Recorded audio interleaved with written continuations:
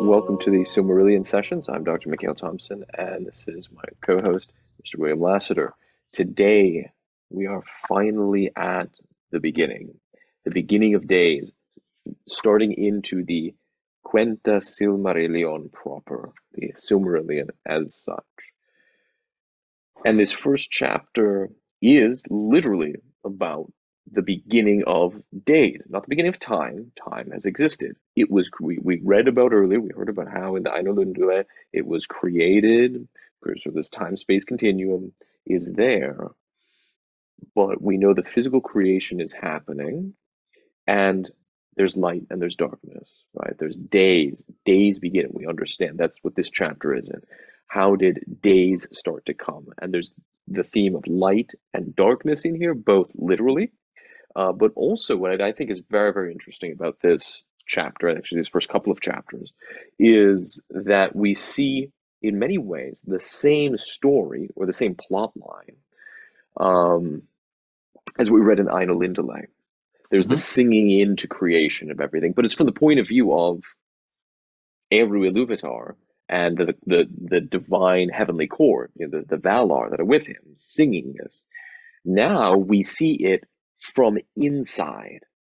And so now we see many ways that same harmony that's being sung and the chaos that's being introduced by Melkor, who rebels, from the point of view of being within the world, on the stage, actually, as it were, and seeing the things around us rise and fall, crumble, move apart, and collapse together. And so that's what we're looking at here. And I just wanted to start with an observation that I think even I perhaps alluded to in a previous episode, is that in the very first sentence of the very first chapter of the Silmarillion, right? This is the proper start of everything that follows, the fall of Numenor, the Hobbit, the Lord of the Rings, all of that starts here in Middle-earth time, in Legendarium time. It is told among the wise, sentences, it is told among the wise that the first war began before Arda was full-shaped, and ere yet there was anything that grew or walked upon earth. And for long, Melkor had the upper hand.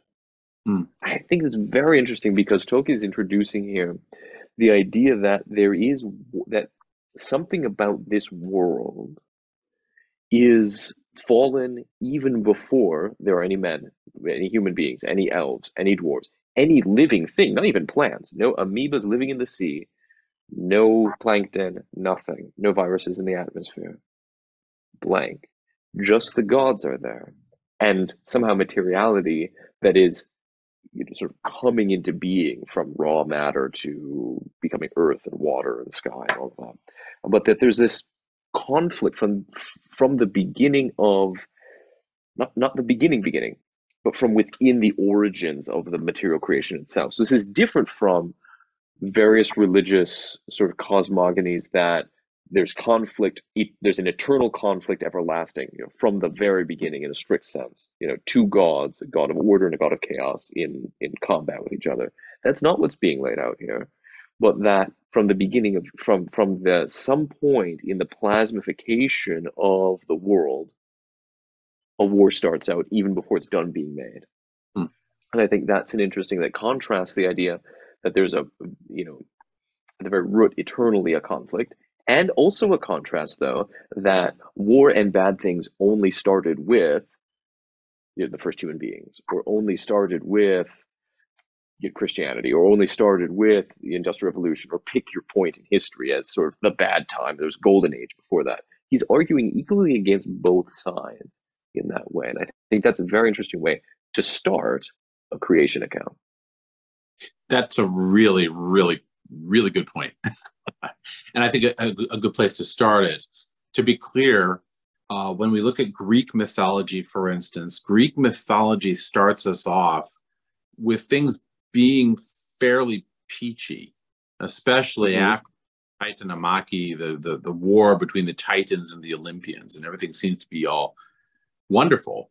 And then they say that led into a golden age of human beings that then descended to a Bronze Age or Silver Age, a Bronze Age, and then a Clay Age, which is our modern, or Stone Age, which is our modern era. So they see it as a descent from a good thing.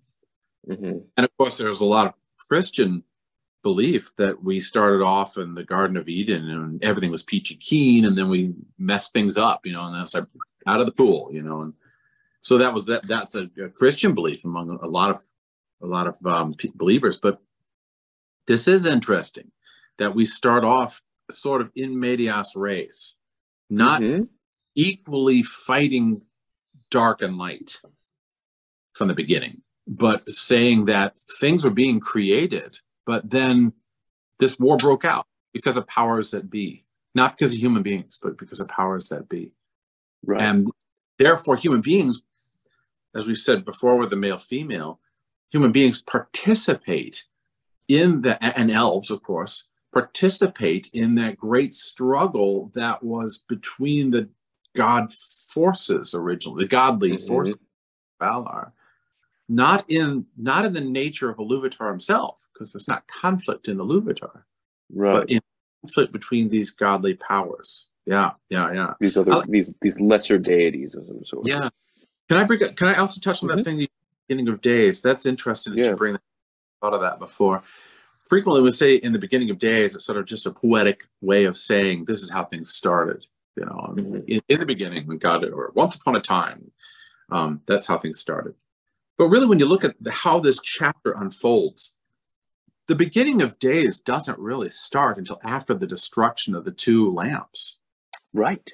And it's not what we're introduced with at the beginning. It's like this chapter takes a while to get there. In fact, as we'll see, it's like the Valar kind of go through a model A. That doesn't work. We'll do model B. We'll try this. Okay, and then they eventually work towards something else till you get really day and night in sequence. Yeah, so this of the beginning of days is really, this is saying this is how days began. This is the story of how it began. And kind of like what Genesis does, Tolkien doesn't say that days were a function of the sun rising and setting, nor were days a function even of the world turning, in a scientific way, I suppose. That's pretty much what Genesis does, because if you read the book of Genesis, chapter 1, it says that day and night precede the creation of the sun and the moon. That's right. Sun and moon, because he the sky to tell time in Genesis. Yeah. And one would immediately say, well, why would they do that? Were Jews just stupid? Because that doesn't, they obviously would have seen that day and night come from sun and moon. So what, were they being idiots? The answer to that, I think, is most effective is no. They were writing a book in contrast to the Babylonian culture in which they were immersed. And most of Genesis can be seen, maybe even most of the Pentateuch, the first 5 books of the Bible, can be seen as a setting apart of our culture from this other culture that has already infiltrated us, or is trying to infiltrate us. We are not those people. This is what we are. Right. This is the way we tell the story, and not the way that the story you've heard it said, but we say to you. Yes. In fact. Yes, exactly. Yeah. So Babylonian culture saw the sun and moon not just as the measure of time; they saw them as the rulers over the world. They were deity manifestations. They saw them as a way of oracular knowledge. The future by reading the stars and the sun and the moon. What are the stars, the sun, and the moon doing? We know that that's going to be the future because these are deity powers. So Genesis is saying, no, they're not deity powers. They are merely things to tell time. And so they're setting up from the Babylonian culture. And the question I would ask, Tolkien's writing this in the 1940s. What is he setting it against? Why does he feel the need in his Silmarillion, which maybe have been written in this part of the 60s? I don't know. Why does he feel the need in the modern era to say that, among the wise, the first war began before Arda was full shaped? Why? What is that setting in contrast to? You had mentioned that humans were the cause of war, right? Right. And one thing that immediately comes to mind is, when we start about war, it's way back before there were classes, there was war, right? It's not haves and have-nots. That's, There's something else going on, and I'm not deeply knowledgeable about the neo-pagan mythologies of fascism, Nazism, but I know enough to say there's primal conflict is a part of it and rising out on top, but he's not going along with that. He's saying we can have an early, there's an idea of war from the beginning or from very early on, but it's going to look very differently. And he takes it in a very different direction from sort of Nazi neo-mythology. Because he too is weaving a mythos, right? That's his whole project, is to weave a new mythos that can provide an alternative vision to the world, an alternative vision of where we're going. Because it's a different story. And if you weave a different story, so this is actually the narrative. This is a different story we can insert ourselves into. Then that shapes your future, right? yes. That live according to this kind of mythos, as opposed to some other mythos. That shapes the choices and decisions that you make. It shapes the direction that society goes. Yeah. And he says, because the end of the first sentence, I think this is what's important for that, especially coming out of the Great War, going through the second half of that called World War II, and what follows. And obviously this has gone through many editions and iterations, and it was compiled from notes of his, ultimately in various manuscripts.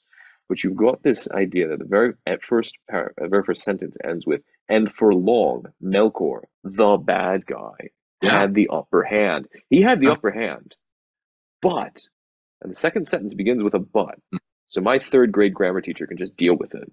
In the midst of the war, a spirit of great strength and hardihood came to the aid of the Valar, right? He came somehow shooting from out of the world. He wasn't one of the original Valar to come in. Bam, he comes down. We've already read about him in the Valaquenta. Hearing in the far heavens that there was battle in the little kingdom, the world, the cosmos, that little kingdom over there, that project that Arrow's been working on. He heard there was battle, and so he shot down there, and all of Arda was filled with the sound of his rage? No, his laughter. Was filled with the sound of his laughter. Ha ha! And so came Tulkas the strong, whose anger passes like a mighty wind, scattering cloud and darkness before it. And Melkor fled before his wrath and laughter, and forsook Arda, and there was peace for a long age. That's, God, that does my heart good. It really, I mean, okay. First off, I want to notice here, every time I read this, it is told him on the wise that the first war began before Arda. I always stumble on that phrase, first war, because I want to read the why. It was told him on the wise that the Great War began before Arda. But what was the Great War? That was how they referred to World War One. Right. And there are philosophers right now out there that speculate that First World War and Second World War were the same war. It was just really Asian. Yeah. Yeah. But and of course, Marx suggests that all of history is a constant war between the haves and the have-nots. And there are some that suggest in the movie Poakatsi and Nakokatsi. I forget the guy who did those movies, but he suggests that modern era is a state of war, that is constantly in a state of war, which there may be something to that. Mm-hmm. But to think of it as always warfare and never peace, that was the classical world. Always warfare, seldom peace. We think of it as always peace and seldom war. And our peace is sort of like being able to sit around and have TV dinners and watch runs of sitcoms. Right. That's not what he's suggesting. He's suggesting that the original spirit of humanity, the original spirit of the universe, is one of joy and peace and harmony and laughter. And into it comes this spirit which creates the first conflict and seems to be the dominant thing, but it isn't. Right. Because always there's more forces to be sent from the realm of the Valar. And one of the big forces to be sent is this guy, Tulkas the Strong. We have to focus on Tulkas primarily as a character that goes, I think he goes back to Babylonian mythology, though Tolkien's different. Because in Babylonian mythology, there is a character named Tiamat or Tiamat. She's the dragon of saltwater chaos. I think we've talked about her before. Represents, I think, not just chaos, but the despair that comes when everything is going to go to hell in a handbasket. Right. You know? And she's a spreading goddess. She spreads darkness. So you see more of this, you watch more CNN, you know, and then you want to go out and start shooting. Yes. How do you stop? And we're going to see somebody like that very soon in upcoming chapters. For those of you, pay attention. Come back then. It's a eight-legged situation. Write that down. We'll come back to that. So how do you combat her? And this is fascinating too. The way that she's combated, going all the way back to Babylonian mythology, is through Marduk. Marduk is a god certainly of power and strength, but he's also a trickster god. He is outside the law to a certain degree. He bends things to accomplish a task. He is almost like a shapeshifter in some instances. He primarily is the character that laughs while he does warfare. And that's the thing. That's what we've got here. Yes, laughter, right, is the thing. It's not just that Melkor fled before his wrath. Right. He fled wrath and laughter. Why? Because evil, despair, destruction cannot comprehend laughter. I mean, I hate to say this, but people who are radically on either side, left or right of the political spectrum, have no sense of humor. You know, they cannot. Very true. How many radical progressives does it take to screw in a light bulb? Right? That's not funny. It's like there's no sense of humor on either side. And Tulkas represents, I think, he represents that spirit that at the heart of things remains placid and still and calm and full of mirth. He is not someone who just is consumed with wrath the way Achilles is in the Iliad. Right. This is not the rage of Tulkas. This is the joyous. He's riding into the joyous battle. You know, this is a private fight, lads, or can anyone join in? That's right. And in Melkor, I love the way that Melkor just hates this. Because what does he do? Serious, you know. Melkor broods in the outer darkness, and he hates Tulkas forever. Like, this is a sulky kid. This is not something to laugh over, you big galoot. Right. Sure it is. And to picture this, the earth is still waste and void, just dusty rocks. And Melkor leaves, and there was peace for a long age.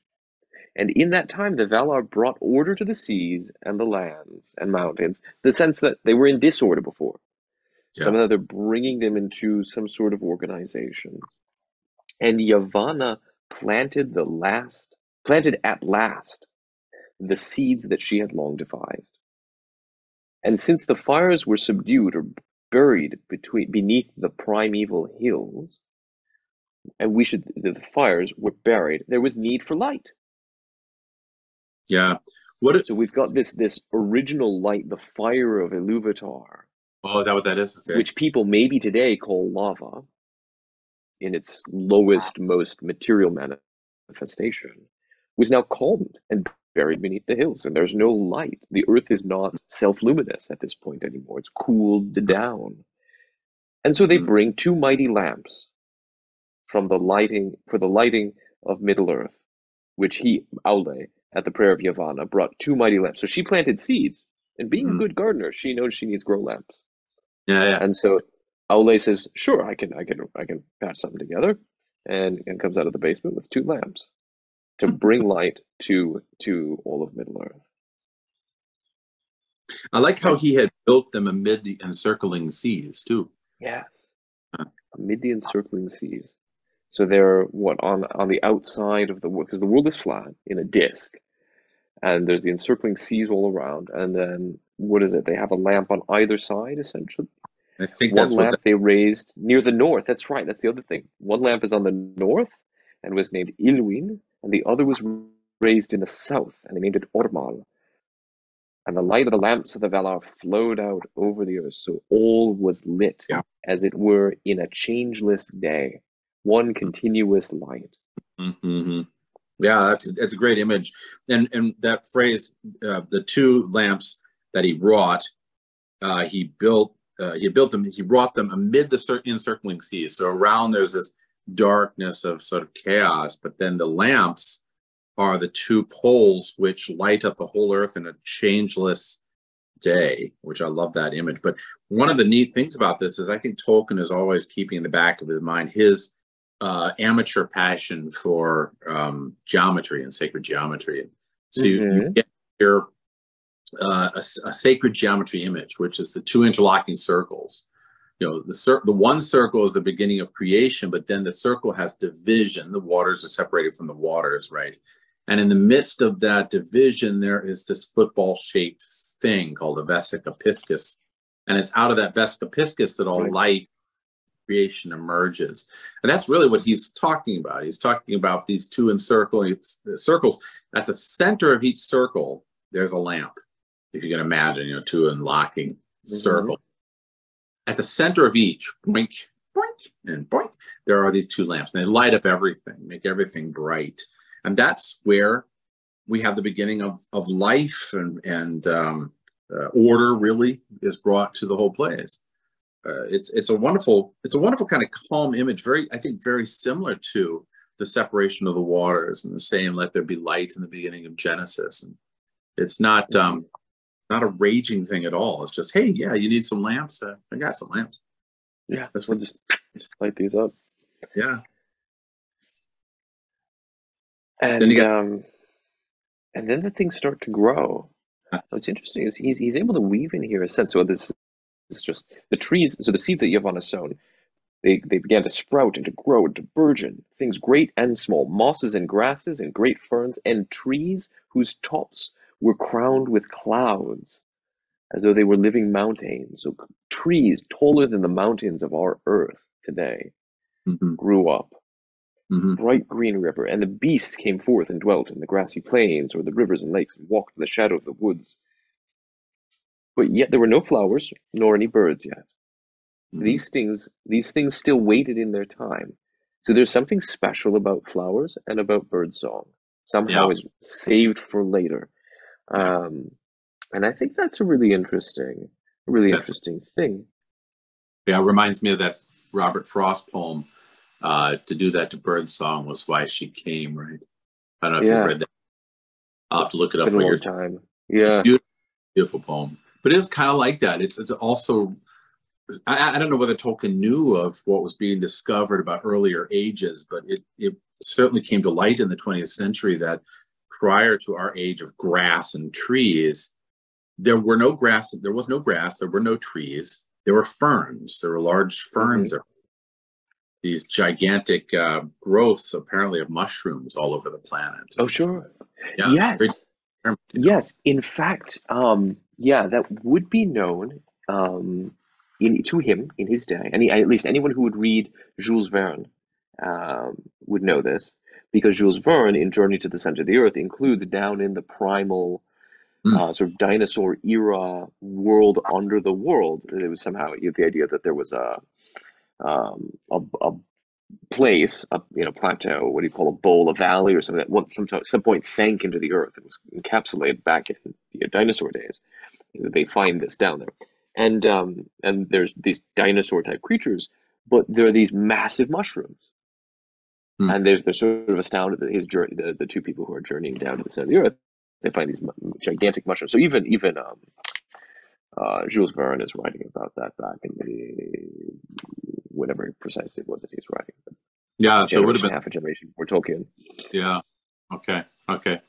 And so he's talking prior to ours. That would have been very different. It's very different from ours. Very, very different from our own. Yeah, I really like that, because it puts again a depth to the history and the world in which later on we see the hobbits and the men, a depth of civilization and of culture that is in some ways lost by the time of Lord of the Rings. I mean, it's washed away, but it's still the foundations of that whole world, reference made to these events. People operating in Lord of the Rings, for instance, they don't know about these original lamps. They don't really know about the original world without flowers and birds, except for a few of the elves that were around at the very awakening. Right. Something that Elrond may know as the greatest lore of the lore masters, but many, like Legolas, would not have this kind of knowledge at hand, even though he's an elf, right? Yeah. Now, I've been told or heard it somewhere that this whole book was originally framed by an elvish lore master telling the story, and I forget where, but that does mean that the elves at least brought this knowledge down within their inner circles, and that we are part of a much older thing. We're part of an era back to a time before the sun and the moon. So there is that. Otherwise, we wouldn't have this writing, because this third person observation always bears with it the question of who is the narrator, who is actually seeing, who was there. Exactly. And I think that's a really important thing to be able to mention here, that this is all elvish literature. Yeah. And as we'll see later on, once the elves come into being and all of that, there are elves that go and dwell with the Valar. And so the Valar end up, and we'll see actually in this chapter, making a dwelling for themselves in the earth, on the earth, Arda. And eventually over time, centuries, thousands of years, when the elves wake up, they're born, they're created, there is a group of elves that goes and lives permanently with the Valar and become godlike themselves. And then there are other elves that come and dwell alongside them, and then eventually make their way back to Middle-earth.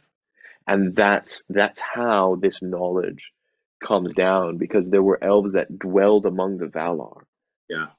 That's the Noldor, among others, the Teleri, who actually then dwelled in Valinor or near Valinor, and eventually make their way back into Middle-earth. And so they bring this knowledge with them because they've had direct contact with the gods.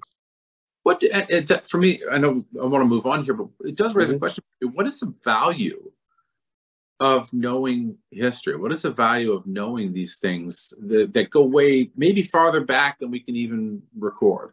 What is the value of that? Why bother with all that? Why bother even with why bother with the origins of the world? It doesn't matter whether or not the world was created in 7 days. Does it really matter whether or not it was a Titanomachy or not? Does it matter that we know what our ancestors did? It's a question that comes up, I think, when reading this. And a lot of people, when they read it's like, this is a big work. There's a lot of words. Awful big book there. It's got big words in it. I don't know, man. It's what would be the value of learning all this lore? I think, as a psychologist, I can say there's two immediate values that I can observe. One is that we, as human beings, we govern our lives. We make the decisions we make. We think the things we think. We have the desires that we have because predicated on, formed by whatever narrative, whatever story we intrinsically believe ourselves to be living out, right? And oftentimes those stories, those narratives are unarticulated, unexpressed, often incoherent to ourselves, right? We may have competing narratives that we're trying to live according to, and that's when there's problems, that's when there's internal anxieties and stresses and things that we can work out. I work with people on this kind of thing. But we live according to certain narratives. And we may find that the narrative that we've been living according to may not be the most true, or may not even be particularly healthy or good. And providing an alternative story, and this is the power of literature and narrative, just as such, is that it enriches, it even maybe just allows us to articulate what is the story that I think I'm a part of. And if this, what is the value of being rooted in history, is that it gives me a story to be a part of. It says this is the story that I'm a part of. I'm not a part of this meaningless, materialistic, just plodding along, meat sack, one event, one thing, one damn thing after another, right? That's a story that we can live according to. Or there's something much more magical going on. There's a richer history that I'm directly connected to God, or even that there are gods shining in the light amidst the shadows of this world. And there's this ongoing interplay of things, and it's something that stretches very, very far back, Yeah. gives it a stability and a permanence. And I'm a part of that story, which means everything that happens in my life takes on a new light, becomes shaped, becomes understood in a new way, and then that shapes the kinds of decisions that I make. Which is Hmm. why various revolutionary movements have always been really quick to take over history teaching departments, for example, and say, this is how we're going to teach history now, because we need to Because make you need to start making decisions differently, and we need you to believe you're part of a different story. So we're going to tell history different. yeah, so they see why these departments are important because they think they can be weaponized almost or used to Yeah, it form can be. action. Yeah, History is magic, and it can be used for good or for evil. yeah, I like that. History is magic. It is magical in a way because you find out these things like, wow, I never knew that, and it broadens your perspective. You're no longer trapped in, I think, what the phrase was, the tyranny of the now. Yeah. I find it interesting when you find out things. You discover, oh, I didn't know they did that back then, or I didn't know that this existed back then, or wow, what if this were the case? It's speculation. Suddenly, the problems you're facing in the current era or the next current thing that you need to follow and pursue rapidly is no longer important or as important. Partly because it's happened before, and partly because people have suffered greater things before, and put into perspective when faced with the great cataclysms that we have faced, the famine of the 1317s or the war in the 1600s in England, and you're like, yeah, compared to that, things are pretty darn good. They're not nearly that survive this. I could deal with this. Exactly. And they also give you an example, if not how to necessarily to follow, but we think in patterns. And so they provide typologies of type of things that we can say, hey, this is another one of these, or this is another one of those. Yes. And if you only have a very limited sense of history or a very limited scope of knowledge within history, you've got very few symbolic references to say, this is one of those. Yeah. And you're going to act accordingly, or you're going to understand it accordingly, or despair accordingly. Mm. But if you've got a bigger stack of images of things that have happened and ways that they've played out, you can see a little bit more, okay, I understand what we're facing is either one of these or one of those. And if it's one of these, it tends to play out this way. If it's one of those, it tends to play out this way. First off, takes off a lot of anxiety and fear because this isn't the first time this has happened and the human race is still here. Secondly, I have a sense of how I should proceed given this information, right? How I should proceed, and I think part of proceeding forward, especially in the darkness of an era, when an era just happens particularly gruesome, we say, well, it has been gruesome before, and humans have trundled along, and we're, for all the dopiness and the silliness and the carnal nature of humans, we've somehow gotten along. I think this is going to sound strange. History can make one rather depressed when you look at the long chain of carnage, but it can also make you very joyful, I think. There's a certain laughter that comes with learning history because you're like, yeah, humans are idiots. And they get themselves these tangles on a regular basis. And yet they also somehow get out. And it's quite stunning how we do. And it's something to be kind of laughed at when you see certain events happening again. You're like, well, here we go again, the same old. But I think also to your point earlier about the that we live by, I think it's very important to recognize in history that we're very resilient as a race, but we are not conceived in violence and terror. We're conceived in joy and peace. We're conceived in a garden, so to speak, a peaceful garden. Right. To have that vision as your moniker, that's home base. That's the norm. It's home base, yeah. With your family, yeah. That's the phantasmagoria, rather than we are conceived in horror and terror and rapine, you know, and all that. I think it's very, very important to have the one rather than the other, because again, no. Yeah, no, it's absolutely the case, and I think it's also, you know, when we understand that mythos and every history is myth. Every history is myth. It doesn't mean every history is false. Myth does not mean lie. Right. Myth means transcendent layers of reality, right? That we can understand something through layers of meaning of any given reality. And every history in that way is a mythos. It's told according to certain narratives with certain symbolic, you know, meanings. And so then with myth, it's not merely historic, this is what happened way back then. Isn't that nice to know? And it gives us perspective. It does all those things. But also, it gives us these points of reference, these symbolic images, not only to understand our circumstances, but it gives us images that we can enter into and say, I am playing this particular role in this. Oh, this is the play that's going on right now. This is the episode that I'm in. And I know which character I want to be, or I know which character I find myself in this position. And that's something that we see alluded to again and again throughout the Lord of the Rings. And we just saw Tulkas come in, and I know in the last episode we mentioned how Theoden, the last charge of the Riders of Rohan to break the siege around Gondor, is that Theoden was likened to Tulkas the Strong of old, riding out. You know, he goes, ride now, ride to Gondor, and he goes in. It's like Tulkas, and we're like, yeah, great, he's a mighty warrior, he's riding, and he's laughing as he slays, and the joy of battle was on him. But there's more to that image that we just read right now. We didn't know before, but when did Tulkas the Strong come riding in? He's not just a joyful, mighty warrior.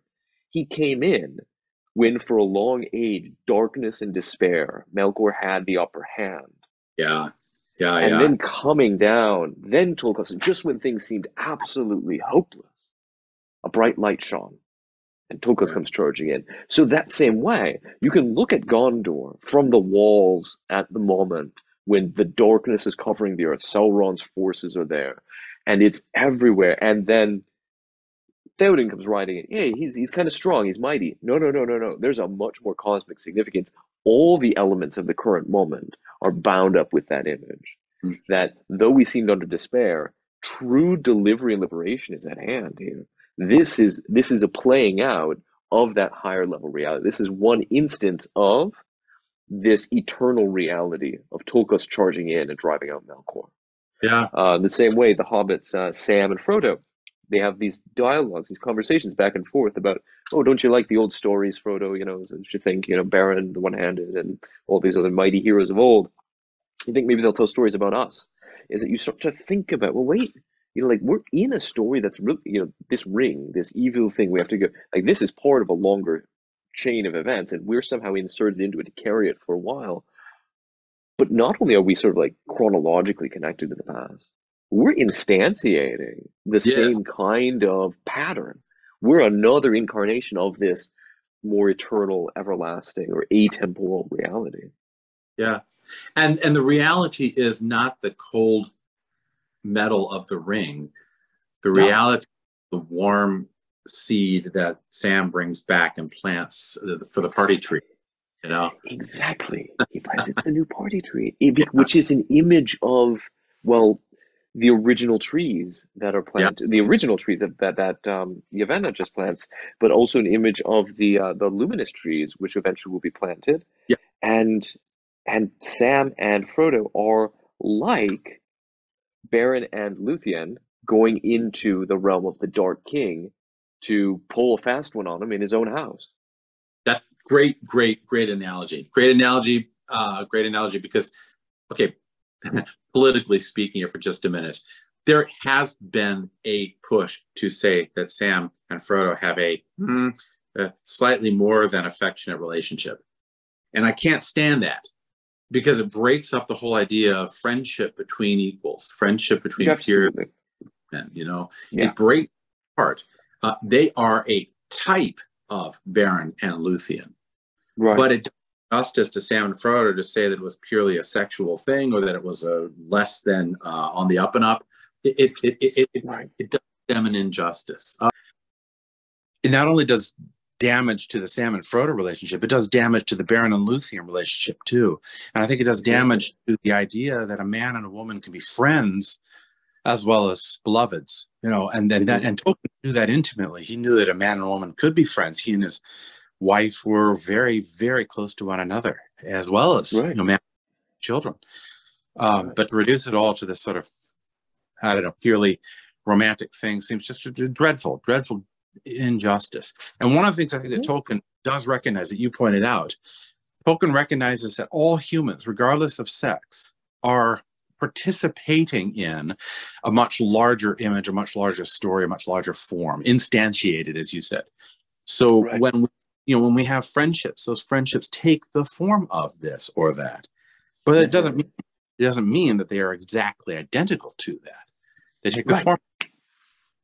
So anyway, and that does get back to this reading here, because in the reading we have this planting of seeds and the planting of the garden that is done here. I think Yavanna does it, but it's an amazing scene, because Yavanna's planting of the seeds is part of the creation of order and life in the world. But there's a line in here that says, "Wealth there was of her imagining, and nowhere more rich than in the midmost parts of the earth, where the light of both the lamps met and blended." So her imagining is not just, I'm going to grow some flowers. It's, what are the possibilities? What can we create? What are all the things that we can make? And right in the middle between those two lights is where she makes all that stuff. It's a beautiful... Right where they overlap, which forms that perfect vesica fishes that you were talking about earlier. Right, yeah. That's the most flourishing area.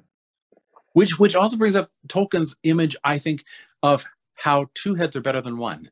Community is better than the solo Grendelian business going on.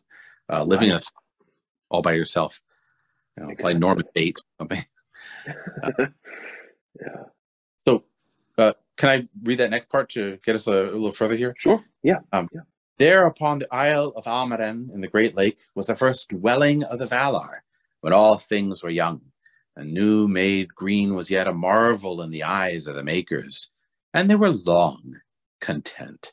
It's a great counter to that era of Melkor, of darkness and black and then chaos. So they were content. Mm-hmm. And there's this sense of rest just in the garden. There's peace, there's greenery, and the ferns. And there's something about ferns that just, there is a more primal peacefulness. At least I feel this, and I think Tolkien felt this. Ferns and trees, they naturally go together as somehow being, I mean, they're the first created, right? There's something of them being somehow first created, and a richer, higher plane of existence than other things. Something that resonates with us in that way. And I think what's very interesting here is that the Valar, they've defeated Melkor. At least Melkor has fled, and they create a nice garden. It's okay. It's green. It's bright. It's shiny. We like it. It's pretty. And it came to pass the Valar rested from their labors, and they just watched the growth and unfolding of things.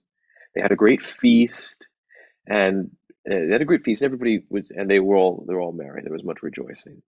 But Aule and Tulkas were weary, for the craft of Aule, because he built the lamps, and the strength of Tulkas had been fighting off these other guys, had been all at the service of all, without ceasing their days of labor. And they rest, and they kind of lay down and enjoy just contemplation of what's there.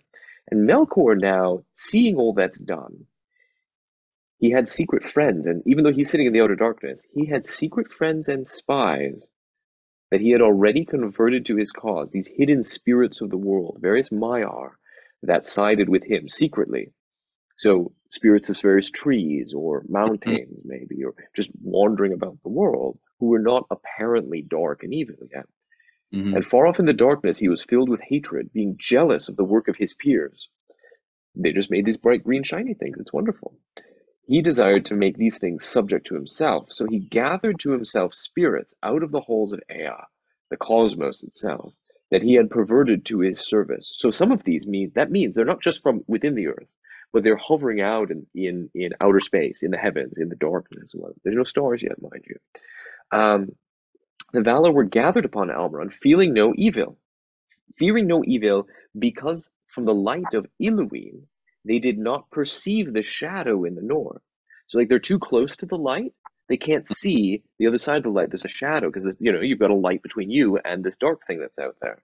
That's one of the first rules in Miyamoto Musashi's Book of Five Rings, is you put the fire behind you so you can see the bad guy in front of you. You can see the opponent in front of you. You don't want a fire between you or behind him because you can't discern clearly what he's doing. And yet here the Valar, they were close to the fire, close to the light, which is a good thing, but a sneaky shadow comes in. And Tulkas is weary and he sleeps, and Melkor deemed that his hour had come. He passed over the walls of night, that is, into the world, right? Into the realm of the light that's shining from the lamps. Into the night with his host, and they came to Middle-earth far in the north, right? Far in the north country. And this is a repeating that orientation of the north as being the entry point to evil. It goes way, way, way back to very ancient Near Eastern mythology as well.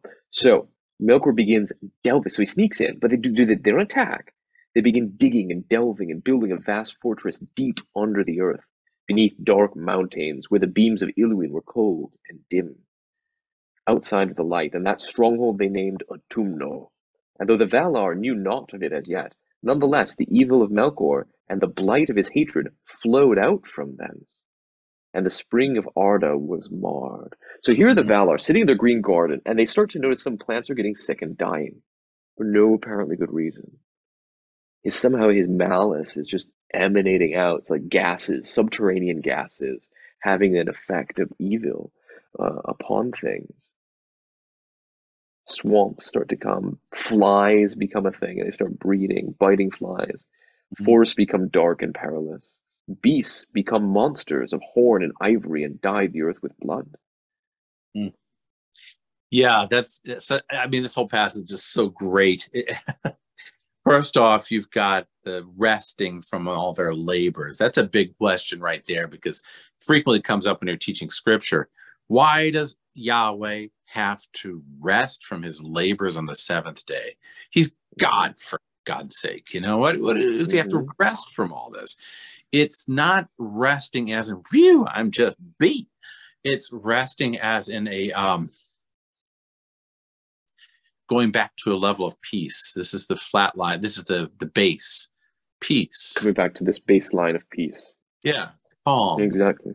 Peace. I think that he kind of has a similar image with Aule and Tulkas. Yeah, they're a little spent. But they're not like, whew, I'm worn out from fighting all these demons. They don't have physical bodies, right? They're spirit, they're pure spirit. It's this all my strength and fighting and organizing and commanding, it all comes from a place of rest and a return to it. And that's where they are at this point. Right. And yet the phrase is, right, the price of freedom is eternal vigilance, right? That when we are not vigilant, that's when chaos emerges again, when freedom begins. Because this is a lesson for the elves who know these gods personally, and those who don't, being passed on, right? This is the testimony that's shared with the rest of Middle-earth and with us, is that we see an example from the Valar of the perils that even the Valar can fall victim to, this unwatchfulness. Yes. And therefore, we who are so lesser than the Valar should always keep it. Even the Valar can fall victim to this. And that's precisely what happens. Melkor not only starts spreading noxious gases and things start becoming evil, but he strikes the first blow. Before the Valar were prepared, he assailed the lights of Iluin and Ormal, and he cast down their pillars and broke their lamps. And in the overthrow of the mighty pillars, lands were broken and seas arose in tumult. And when the lamps were spilled, destroying flame was poured out over all the earth. And the shape of Arda and the symmetry of its waters and its lands was marred in that time, so that the first designs of the Valar were never after restored. And in the confusion and darkness, Melkor escaped. And so he comes in, knocks everything down, knocks the towers down, massive, massive towers. Like again, mountains that hit the what is it? The Himalayas, Mount Everest, on top of Mount Everest, on top of Mount Everest, and you might get close to what the height of these towers are. He casts them down, and they crash, and fire burns over the earth. There's your catastrophism for you. In an instant, massive rupturing of the very core of the earth, fire everywhere, cats and dogs living together. It's chaos. Pure chaos. And yet it's funny here the way it depicts it. Melkor in this instance is like a child. Yeah. He's like, a kid comes in, I don't like that kick, and then runs away. Can't catch me. It's really as childish, it's petulant, it's puerile. Petulant, yes. Yeah, it's so like ungodly of him. Normally this is kind of funny too, and I think it's a contrast to what the ancient world would have said. The ancient world said gods act as though everything is epic, and they have this huge titanic struggles and war and all this. You very seldom see gods acting like little children, except for when they're being made fun of, like by Homer, for instance. Like by Homer. But here, Melkor he does not cut a very good figure at all, or even a scary figure. He's not terrifying. He's just this brat, Brat. Comes and knocks over your tower, and then runs off, jumps over the fence, and runs out into the darkness, scared shitless, but laughing at you. Yeah. He reminds me of that kid out of Tolstoy, the boy with unclean thought. And really fascinating too that all this occurs in the middle of a wedding. Because we say back here it says that Tulkas espoused Nessa, the sister of Ormond, before the Valar upon the green grass of Almaden. And then Tulkas slept, because of course that's what you do after you've had a big old wedding party and you've got a wife. So he sleeps and content. And then Melkor Melkor's like, yeah, the wedding, now I can kick over the towers. Yeah. So he comes back and he kicks over the towers. Goes to get the wedding cake over, and thinks he's done something important, which he hasn't. Right. And in a way, it's terrifying. It's awful. And all these big, these forces of cosmogony going on. But it's also kind of funny. It's also kind of comic. We talked about the Tulkas. This is the wedding feast, if you will, if I can use the phrase without being blasphemous. This is the wedding feast of the Lamb. It's the wedding feast of the bridegroom and the bride. Right. And the bride is content, and everybody else is happy, and they've eaten and they've drank, and then one little snot-nosed kid kicks over the wedding cake and thinks he's done something important. And it's kind of funny, but it's also horrible. It's an interesting passage, I think.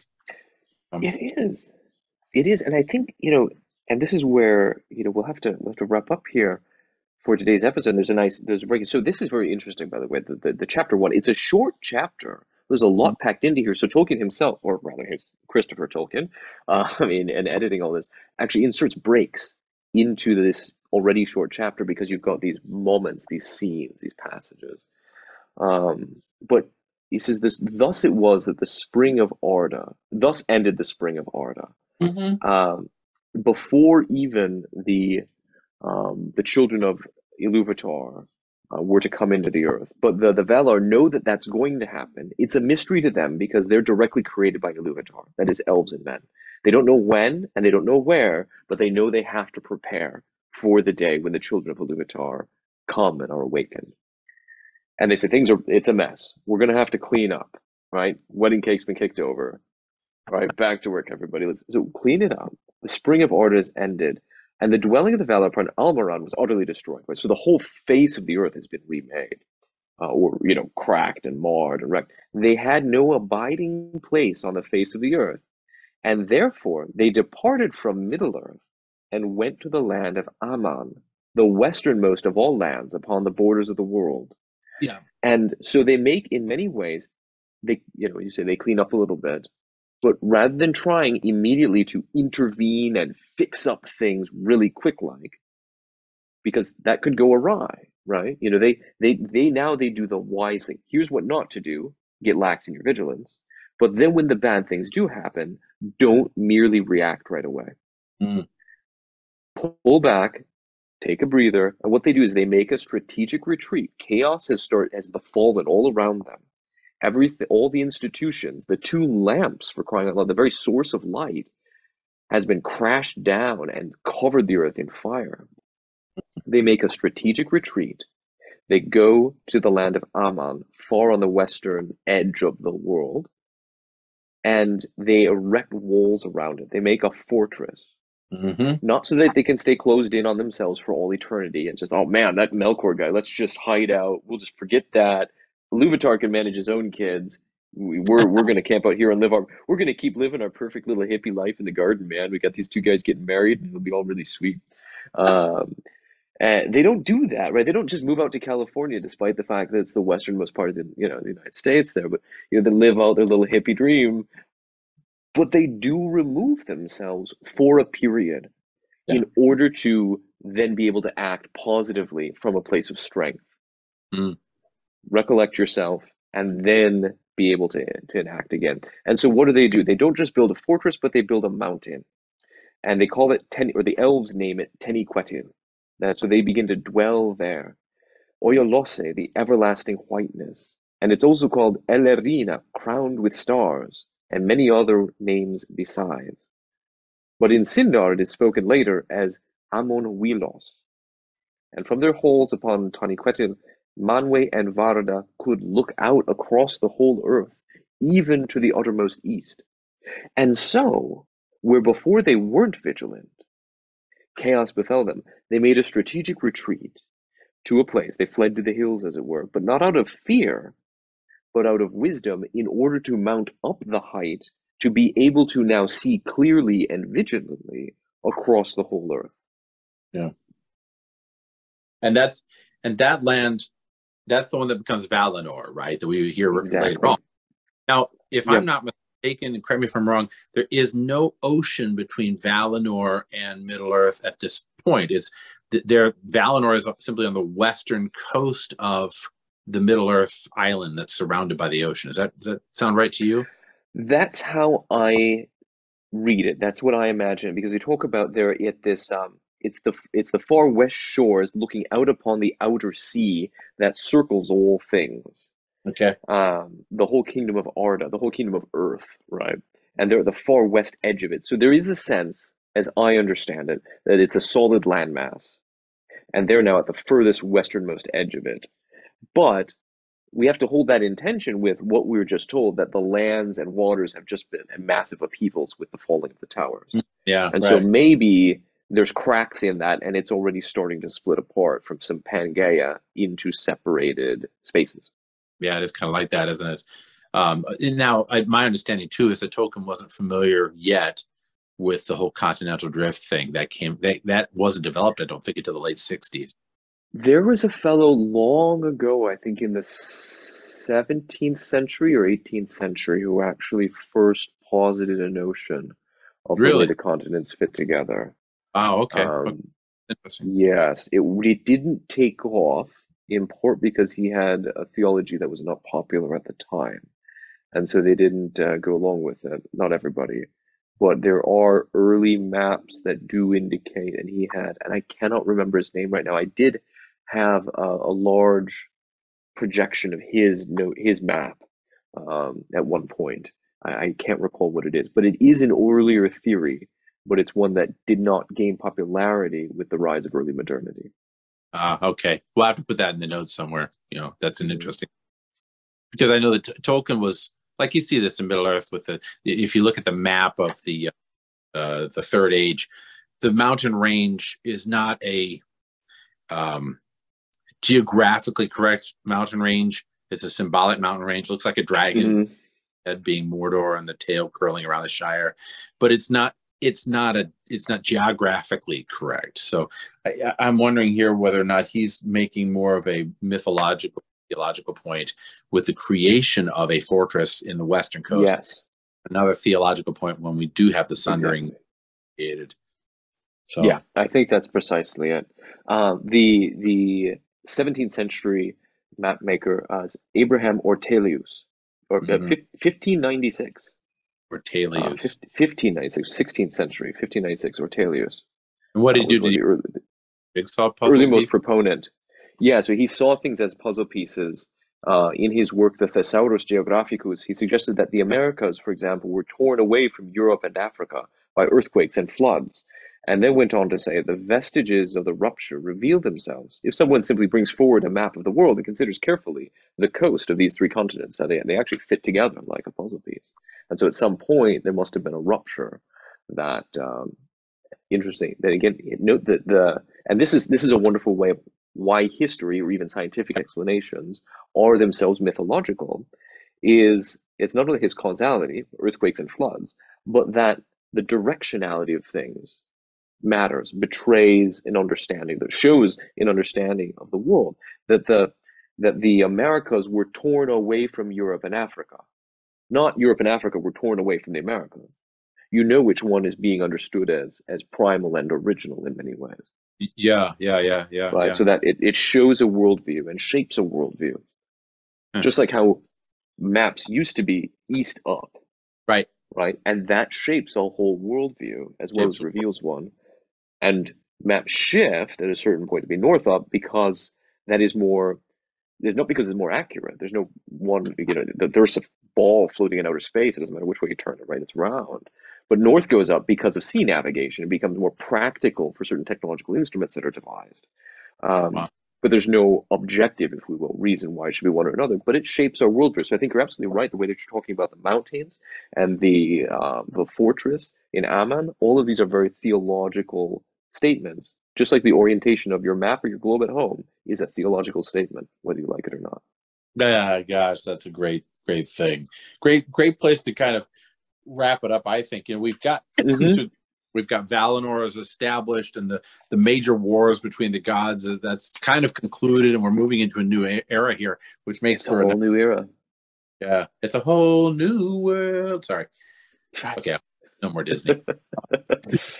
And next time it'd be good to look, I think, at the awakening of the elves and the structure that he here of the the realm of Valinor. Yeah. What do they do now that the lights are out? They've got to get a new system in place, get an electrician out to fix that up before the children of Iluvatar wake. Yeah, sounds good. Well, it's always a pleasure. This is another really good discussion. Likewise. I look forward to again next week with you. So, yeah, me too. I don't have my acrylic citation with me because I moved upstairs. You've removed up to Ammon. I have removed up to Ammon because my realm got thrown into chaos. But I don't remember it, and I know that if I start it, I don't have committed to memory. So if I start it, I'll butcher it completely. You can start it. Farewell wherever you fare. Oh, wherever and may your journeys, Eries receive you at your journey's end. Is that right? And may the wind under your wings bear you to where the sun sails and the moon walks. I guess I knew it more than I thought. You've got this. Oh, getting old. Okay, well, all right. So Thank you. We'll see you next week.